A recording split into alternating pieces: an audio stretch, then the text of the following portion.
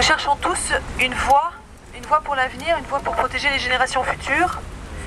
Et en tant que juriste, j'ai pu constater que aucune législation internationale aujourd'hui est en mesure véritablement de contrôler le comportement des multinationales dans le monde, de contrôler les entreprises françaises dans la façon dont elles se portent complices de crimes contre la nature.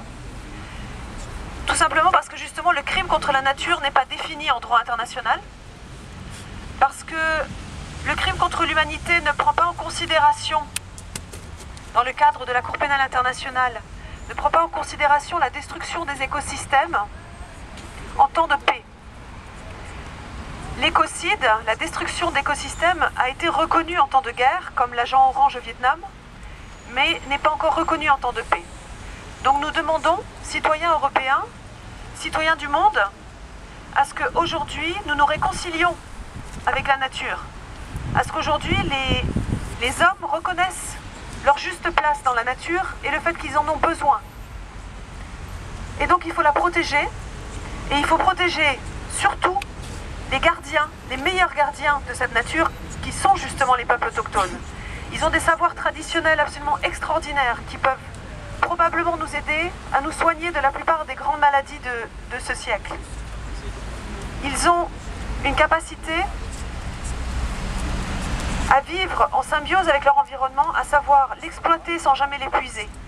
Nous avons perdu cette capacité en Europe et nous demandons donc en tant que citoyens, dans le cadre de cette initiative citoyenne européenne, à la Commission européenne d'étudier un projet législatif pour justement discipliner les multinationales en rendant responsables les dirigeants de ces multinationales des catastrophes qu'ils commettent.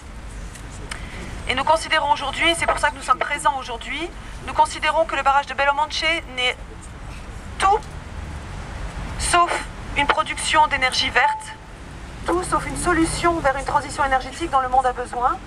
Nous voulons absolument que les grands barrages soient à l'heure actuelle interdits pour crimes d'écocide et que les compagnies qui commettent ou qui participent à ces écocides puissent être jugées pénalement.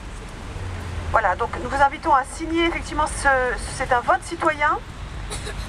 Nous vous invitons à signer sur endecocide.eu ce projet législatif européen. Et sachez qu'à partir de février, nous allons nous constituer en mouvement international et participer aux négociations pour changer les traités internationaux et faire que les droits de l'homme et le droit à un environnement sain puissent être véritablement reliés, connectés et transforment à l'heure actuelle le droit et l'avenir de nos générations.